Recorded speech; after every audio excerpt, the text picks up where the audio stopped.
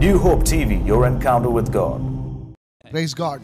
So let's get into the word. I want you to pay careful attention to the word of God today. और चाहते हैं कि परमेश्वर के वचन पे पूरी तरह से आप ध्यान देंगे आप. I want you to turn your Bibles with me to the book of Ephesians chapter 1 and verse 11. और चाहते हैं कि अपने बाइबल में निकालें इसे इफिसियों की पत्री उसका पहला अध्याय 11वें वचन में. This message is really important. ये संदेश यकीन बहुत ही महत्वपूर्ण है. Here we go. चलिए हम आगे बढ़ते हैं. Furthermore, because we are united with Christ, we have received an inheritance from God.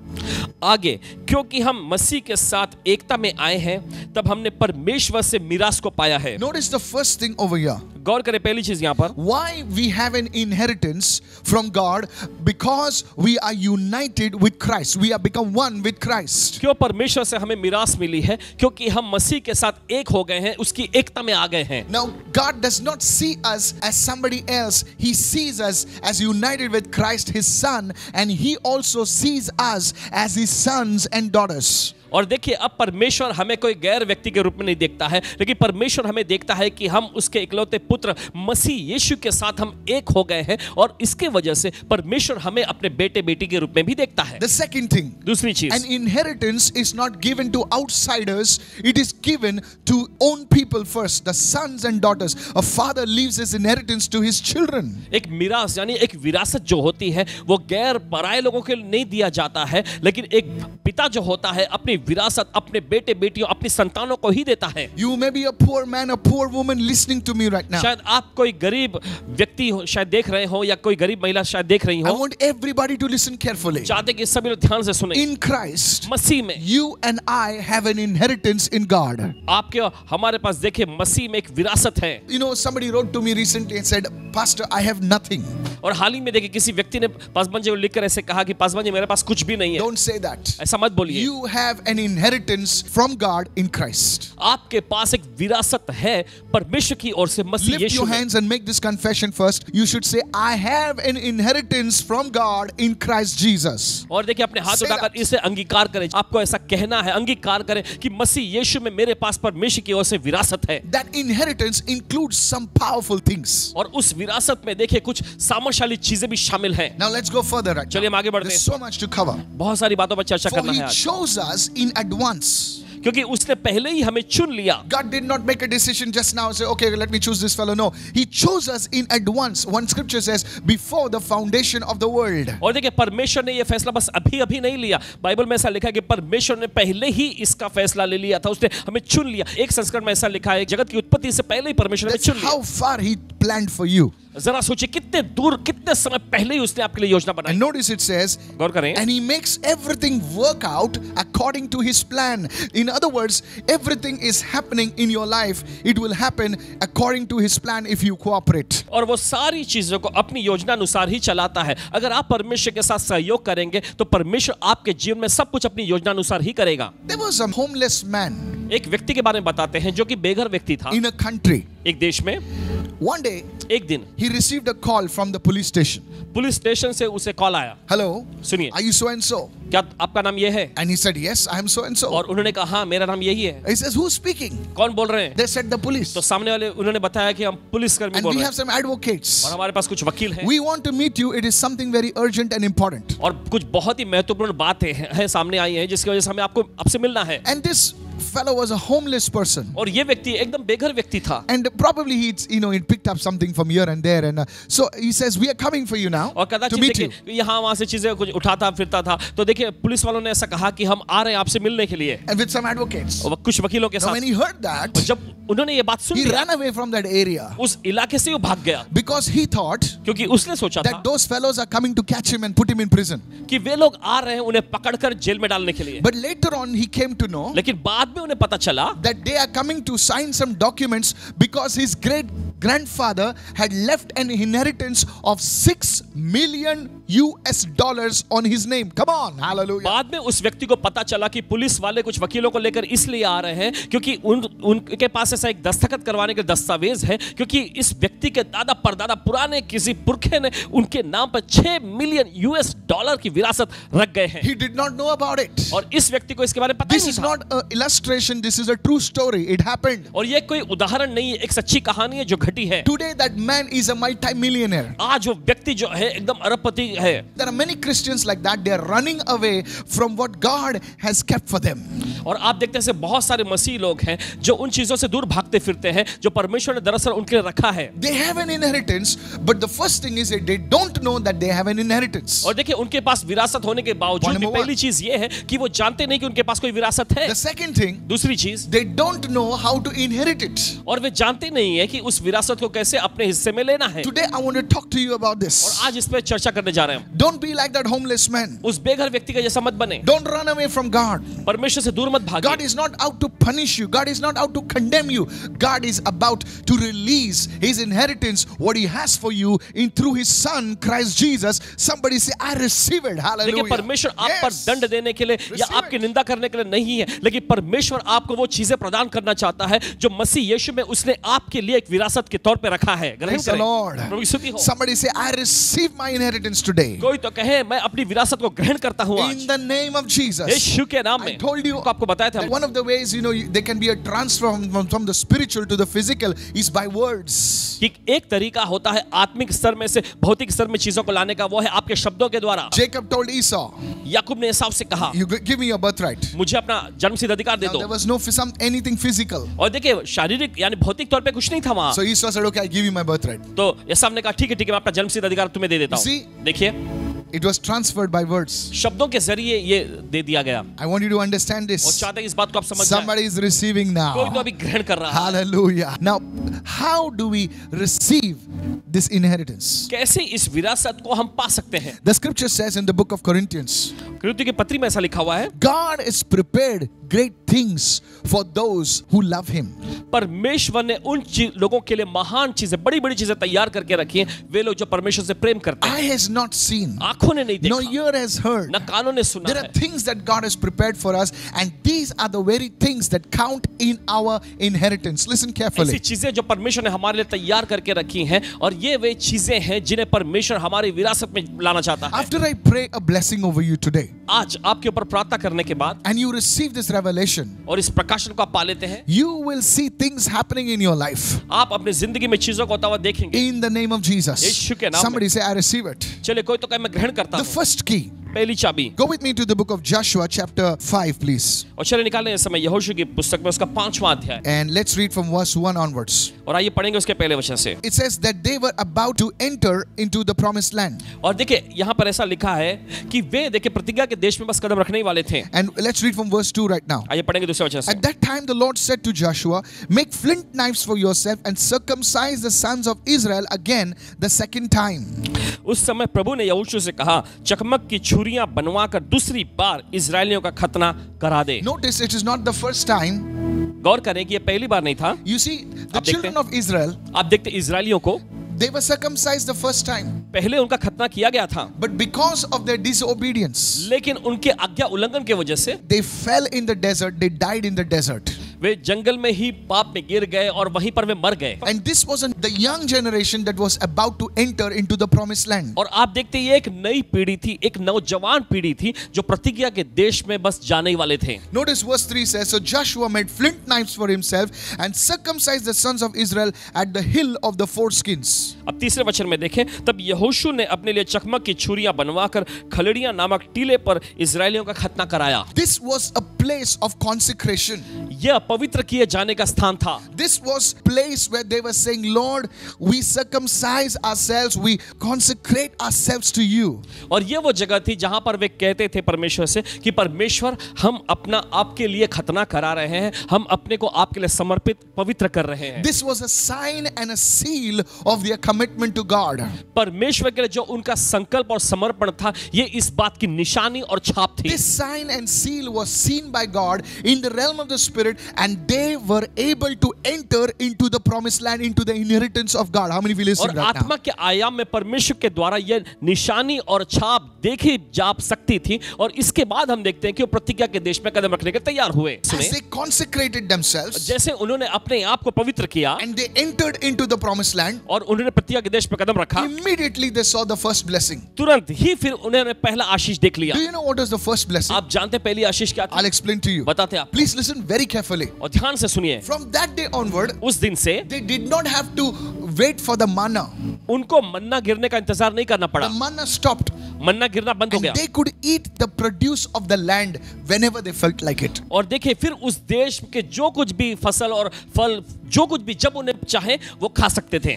Do you know the definition of poverty? आप गरीबी की परिभाषा को जानते हैं? When a person is in poverty, जब कोई व्यक्ति गरीबी में होता है, he has no choice. उसके पास कोई चुनाव नहीं Oh, होता। come on, somebody. सुनिए Hallelujah. कोई तो इस Whatever is there in front of him, he has to eat it. और जो कुछ उनके सामने पड़ा होता है उन्हें वो खाना होता But है। when the blessing comes, लेकिन जब आशीषें आती हैं, there is a एक choice. चुनाव भी आता है। Somebody raise your hand and say, I receive it in कोई तो Jesus' अपने name. हाथ उठाकर कहे मैं ग्रहण करता हूँ यीशु के नाम Are में। you understanding me क्या what आप I'm समझ रहे हैं saying? इस वक्त? The first blessing as they consecrated themselves, पहली आशीष जब उन्होंने अपने आप को समर्पित यानी पवित्र किया, they entered the promised land. उन्होंने प्रतिज्ञा के देश में कदम रखा। The first key to receiving the inheritance is consecrating yourself to the Lord.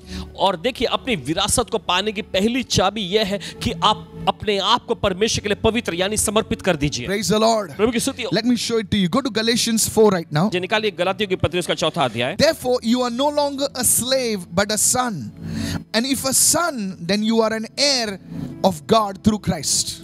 और इसलिए अब तुम दास नहीं रहे लेकिन अब तुम बेटे हो गए हो, और क्योंकि बेटे हो गए तो मसीह के द्वारा तुम वारिस भी बन गए हो। Listen carefully right now. ध्यान से सुनिए इस When वक्त। you consecrate yourself, जब आप अपने आप को समर्पित करते you हैं, become part of the family of God. आप परमेश्वर के परिवार का हिस्सा बन जाते हैं। Today, आज it would mean receiving Jesus as your Lord and Savior. इसका मतलब यह है कि आप यीशु मसीह को अपने प्रभु और उद्धारकर्ता के रूप में And ग्रहण करते turning हैं, away from the world to the Word. और आप दुनिया से मुड़कर वचन की ओर मुड़ जाते That हैं। is the consecration God wants from you. देखिए यही तो वो पवित्रीकरण है जो परमेश्वर आपसे चाहता है। As you do that, जैसे आप ये करते हैं, the inheritance will be released to you in your life. और वो विरासत जो है आपकी जिंदगी में मुक्त हो जाएगी। If you have not received the Lord as your Savior, today surrender your life to Him and say, Lord, enough I'm playing games. Today I surrender myself totally to you in Jesus' name. अगर Come on. आपने अपनी जिंदगी को प्रभु को समर्पित नहीं किया है तो आपको कहना है Yes. कि प्रभु बस हुआ, बहुत मैंने खेल खेल लिया अपनी जिंदगी के साथ, लेकिन आज मैं अपने आप को आपको समर्पित करता हूं। Open your heart today to the Lord. आज परमेश्वर के लिए अपने दिल को खोल Turn away दीजिए, from those things. उन चीजों से मुड़ जाएं, And God will be your Father through Christ Jesus. और परमेश्वर मसीह यीशु के द्वारा आपका पिता बनेगा। You know, many people say God is a force. God is not a force. He is a father. Force is not personal. Force is impersonal. God is a father. और देखिए बहुत सारे लोग कहते हैं परमेश्वर एक बल है, एक शक्ति No. है। देखिए परमेश्वर ऐसा बल यानी शक्ति नहीं है, परमेश्वर एक पिता है। God so loved the world that He gave. The Father gave His Son. That is the gospel. और Hallelujah. देखिए परमेश्वर ने इतना प्रेम किया जगत से कि उसने दे दिया, और परमेश्वर ने दे दिया, यह है सुसमाचार। So you see, when you consecrate yourself, तो जब आप अपने आप को समर्पित करते when you हैं, turn away from those sinfulness, जब आप अपने उस पाप में जिंदगी से मुड़ जाते हैं, you become part of the family of God. आप परमेश्वर के परिवार का हिस्सा बनते हैं। And that inheritance is released to you. फिर उसके बाद वो विरासत आपके लिए मुक्त होती है। Today I want to tell you, आज आपसे कहना if चाहता you're living in secret sin, हूं, अगर आप गुप्त पाप में जी रहे हैं turn away from that secret तो sin. उस गुप्त पाप से मुड़ जाएं, And that inheritance will be released to you. और वह विरासत आपके लिए मुक्त हो जाएगी। There was a man called Reuben in the Bible. Bible में रूबेन नाम का एक व्यक्ति हुआ करता। He was Jacob's eldest son. हम देखते हैं कि वो याकूब का बड़ा बेटा था। As the eldest son, he would receive a double portion of the inheritance of the father. और देखिए क्योंकि वो परिवार का बड़ा बेटा होने के वजह से उसे पिता का दुगना, उसकी पिता के विरासत का दुगना भाग मिलता। But this man was not living a consecrated life. लेकिन ये व्यक्ति जो था ये एक पवित्र और समर्पित जीवन नहीं जी रहा था, He was living in lustful ways. और देखिए वो अभिलाषाओं की जिंदगी जी रहा था। And he slept with one of the wives of his father, Jacob. और उसके बाद ऐसा होता है कि अपने पिता याकूब की ही एक पत्नी में से एक के साथ वो सोता है। And you see, it's because of that. और इसके वजह से When Jacob was prophesying and releasing the inheritance on his family members, जब याकूब भविष्यवाणी करते हुए अपने परिवार के लोगों पर विरासत को मुक्त कर रहा था, he says, Reuben, उसने कहा Reuben, because you are unstable, क्योंकि तू एकदम ठहरता नहीं है unstable as water, और एकदम पानी के जैसा एकदम है, you will not excel.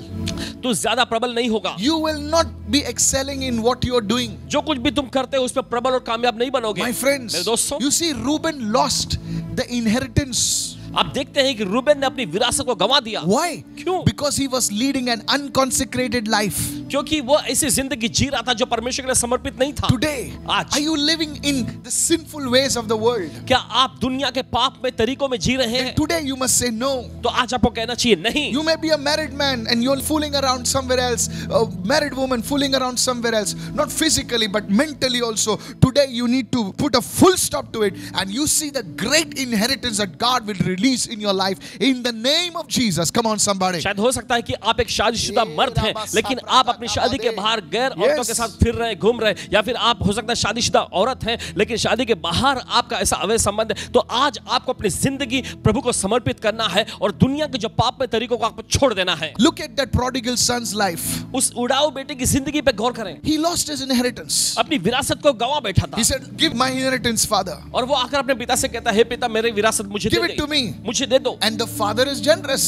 और पिता तो बड़ा दिल वाला उदार If you व्यक्ति था। ask, he will give. अगर आप मांगोगे वो देगा। And he gave the inheritance to his son. और अपने बेटे को वो उसका हिस्सा दे देता है। And what does he do? और उसके बाद वो बेटा The करता क्या? Bible says, now listen, if अब he ध्यान would से सुनें। invest it, I can understand. अगर जाकर आप कहीं अच्छे जगह पे निवेश किए होते तो समझ सकते हैं। But the Bible says, लेकिन बाइबल कहती he है spent it in unrighteous living. और वो जाकर कुकर्म की जिंदगी में उड़ा दिया। He spent it on harlots. He spent it on other things. और वेश्याओं के पीछे और सभी गंदे कामों में जाकर उसने अपनी विरासत उड़ा दी। He lost his inheritance. अपनी विरासत को वो गंवा बैठा। I want to tell you, church, आपसे कहना चाहते कलीसिया, maybe your inheritance is to maybe move in the prophetic. I don't know. शायद हो सकता है आपकी विरासत है भविष्यवाणी के वरदानों में कार्य करना। Maybe पता your नहीं मैं। inheritance is when you pray for people, people be healed. शायद हो सकता है आपकी विरासत यह है कि जब आप लोगों के लिए प्रार्थना करते हैं लोगों को चंगाई मिलती है। Maybe your inheritance is to raise up schools and colleges and so many other institutions. Maybe to produce albums, write songs. That is your inheritance. शायद हो सकता है आपकी विरासत यह है कि आप स्कूल खड़ा करें या फिर दूसरी ऐसे Hospitals, हॉस्पिटल something, yes. या फिर ऐसे एल्बम बनाएं, कुछ ऐसे बड़ा बड़ा काम करने की आपकी विरासत हो सकती है, हमें नहीं पता। You are saying, I don't have money. लेकिन आप ऐसा कह रहे हैं कि मेरे पास पैसे नहीं है। But it's not about money. लेकिन ये पैसों के बारे में It's नहीं है, about the inheritance, the blessing that will come upon you. Come on, लेकिन ये somebody. विरासत के बारे में है, वो आशीष है जो आपके ऊपर आ जाए। Some of the great people that done great things, they didn't have money. और कुछ बड़े महान लोग जिन्होंने बड़े बड़े महान काम किए, उनके पास हालांकि पैसे नहीं थे, They had the blessing. उनके पास आशीषें थी And the money came. और पैसे आ गए, The opportunities came. अवसर आ गए, The doors opened. दरवाजे खुल गए। Hey, receive it. ग्रहण करिए। You never know. आप नहीं जानते Tomorrow may be a day of a new beginning in your life. कल Hallelujah. का दिन आपकी जिंदगी की एक नई शुरुआत का दिन हो सकता है। The inheritance. वो विरासत, Today, consecrate yourself. आज अपने आप को समर्पित करें। Lord, I'm not going to fall in those areas again. और प्रभु उन क्षेत्रों में मैं दोबारा नहीं I'm गिरूंगा। not going to watch the stupid things anymore. अब से मैं उन गंदी चीजों को और नहीं देखूंगा। I'm not going to fall and live a sinful life anymore. अब से मैं वही गिरते हुए पाप में जिंदगी और नहीं जीऊंगा। I am no longer a slave to those things, oh God. अब उन चीजों का मैं दास और गुलाम नहीं रहा प्रभु। You see, whatever controls you, the Bible says, और देखिए बाइबल ऐसा कहती है, जो चीजें भी आपको अपने अधिकार में लेती हैं, that you're a slave to those things. आप उन चीजों के गुलाम बन जाते हैं। Maybe it's an addiction. ये कोई व्यसन हो सकता है, Maybe it's smoking. Maybe it's alcohol. Maybe it's some kind of drugs or some kind of substance abuse. That thing is controlling you. शायद हो सकता है शराब हो, धूम्रपान हो या किसी प्रकार के मादक Yes. पदार्थ हो सकते हैं, और वो चीजें जो आप पर नियंत्रण रखती हैं। You think you are using them, but they are using you. आप ऐसा सोचते हैं कि आप उनका सेवन कर रहे हैं, लेकिन दरअसल वो आपको इस्तेमाल कर रही हैं। You think you are controlling them, but no, you are a puppet. You become a slave, the word of God says. आप ऐसा सोचते हैं कि आप उन चीजों को अपने नियंत्रण में किए हुए हैं, लेकिन नहीं, दरअसल परमेश्वर का वचन तो ऐसा कहता है कि आप जैसे एक कठपुतली के जैसे हैं। The Bible says you are no longer a slave, but a son. Bible ऐसा कहती है कि अब आप दास नहीं रहे लेकिन बेटे हैं। When the prodigal son came to the father, आप देखते हैं कि जब वो उड़ाऊ बेटा अपने पिता के पास आया, he had all torn clothes, dirty clothes, piggy clothes, smelling of pigs.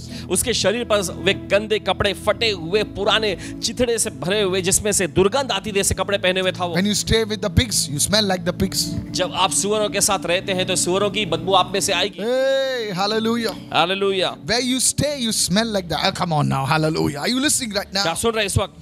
When you start meeting kings and queens, hey. देखिए जब आप राजा और रानियों से, महारानियों से मुलाकात करने लगते Now हैं, in Mumbai, those who are from Mumbai will understand. और जो मुंबई में रहने वाले लोग हैं वो Now समझ the जाएंगे। trains have not started fully, अभी ट्रेन दरअसल पूरी तरह से शुरू नहीं हुई ना, but in the regular days, लेकिन जो नियमित दिन होते थे तब, when you go inside the train जब आप ट्रेन के अंदर जाते थे and you come out, और जब बाहर आते, you smell differently, my brother. एक अलग ही गंध आपके शरीर में से आती थी। Are you listening right now? सुन रहे हैं इस वक्त? You see, what was around you came on you. और दरअसल क्या होता था कि जो आपके आसपास है वही आप पर आ जाता। And that was how the prodigal son was. He was smelling like pigs. और वैसा ही तो उड़ाऊ बेटे के साथ हुआ था, उसके शरीर में से सूअर की बदबू आती His थी, clothes were gone. उसके कपड़े बेकार हो And the चुके थे। father, the first thing he did was और this. हम देखते हैं पिता को जो पहली चीज उसने की है वो ये है। He said, hey, और उसने कहा, let's change how the guy looks and how he smells. Come on. उसने अपने सेवकों से कहा कि आओ और इसके पूरे वेशभूषे पहनावे को बदल दो, इसका रंग रूप बदल दो। They changed his whole attire. और उसके पूरे हम देखते हैं कि वेशभूषा पहनावा सब कुछ Now बदल he दिया गया। didn't even look like a slave. He looked like a son. Come on. अब वो Hallelujah. दास गुलाम जैसा बिल्कुल भी नहीं दिख रहा था, अब वो बेटा दिख रहा था। He was in the father's वो house. पिता के घर में था। All the servants now, they saw him not as a slave, not as a servant. They saw him as a son. Hallelujah. वहां के सभी सेवक लोग जो थे उन्होंने इस उड़ाऊ बेटे को अब एक दास के रूप में, गुलाम के रूप में नहीं देखा, लेकिन उन सब ने इसे एक बेटे के रूप में The देखा। Bible says, बाइबल कहती है, when you say no to the things of the world and you say yes to the Lord, say, Lord, come into my heart. The Lord clothes you with his righteousness. Somebody say, I receive. Bible ऐसा कहती है, जब आप I दुनिया को receive ना it. कहते Come on. हैं और आप परमेश्वर से कहते हैं कि परमेश्वर मेरी जिंदगी में आ, जब परमेश्वर को आप समर्पित करते हैं तो बाइबल ऐसा कहती है कि परमेश्वर पिता अपनी धार्मिकता का वस्त्र आपको पहना देता है। All the angels, the servants of the Lord, all the demons, they know that this is not a slave anymore. You are a son. And when the son gives a command, they have to bow and obey. Hallelujah. Receive it, receive it, receive it. Hallelujah. और Come देखिए on. स्वर्ग के सभी स्वर्गदूत जो है वे और बुरी नर की जो अंधकार की शक्तियां, दुष्ट आत्मा है, वे सब जान जाती हैं कि अब आप दास यानी गुलाम नहीं रह गए, अब आप परमेश्वर के बेटे बेटियां बन गए हैं। और जब बेटे बेटी जब आदेश देते हैं तो सारी दूसरी शक्तियां घुटना टेकती हैं And मानने it के लिए। says over here, और आगे लिखा if है, you are a son, अगर आप बेटे हैं then what all belongs to the Lord, God belongs to us. तो जो कुछ भी परमेश्वर पिता का है वो सब कुछ अब हमारा हो When you जाता है। pray for your children, जब आप अपने बच्चों के लिए प्रार्थना करते they हैं will be healed. वे चंगे हो I want to जाएंगे। tell the parents, माता पिता से कहना for the चाहिए next 2 days, अगले 2 दिनों तक you have to pray for your children regularly. Start it from now onwards. आपको अपने बच्चों के लिए नियमित तौर पर प्रार्थना करती रहनी चाहिए, अभी से शुरू करना है। Husband, if your wife is not carrying a child, pray for your wife. Your wife will soon conceive in Jesus' name. Come on. जो पति हैं आपसे अनुरोध करते हैं कि अगर आपकी पत्नी को बच्चा नहीं है, अगर आपको बच्चे नहीं है तो आपको अपनी पत्नी के लिए अभी से प्रार्थना करना शुरू कर देना है। when you pray for your parents, बच्चों जब आप अपने माता पिता के लिए your प्रार्थना करते parents will be healed. हैं, आपके माता पिता चंगे हो Are you जाएंगे। listening right now? क्या सुन रहे हैं इस वक्त? Jesus told a Canaanite woman, आप देखते हैं यीशु ने कनानी औरत से कहा, he said healing is children's bread. यीशु ने कहा कि चंगाई बच्चों की रोटी है। In other words, दूसरे शब्दों में, it's their inheritance. ये उनकी विरासत है, It's not yours. ये आपकी नहीं। You're an outsider. आप गैर बाहर के लोग हैं, But it belongs to the children. लेकिन ये बच्चों की है। Today I'm going to pray for healing. आज चंगाई के लिए प्रार्थना करेंगे। You must cry out and say, Lord, come into my life. आपको पुकारते हुए कहना, परमेश्वर मेरी जिंदगी में My uh, Lord and my God. मेरे प्रभु और मेरे And you know परमेश्वर। what? और आप जानते हैं That क्या? healing will come. वो चंगाई That आएगी, deliverance will come. वो छुटकारा That आएगा, prosperity will come. वो समृद्धि आ जाएगी।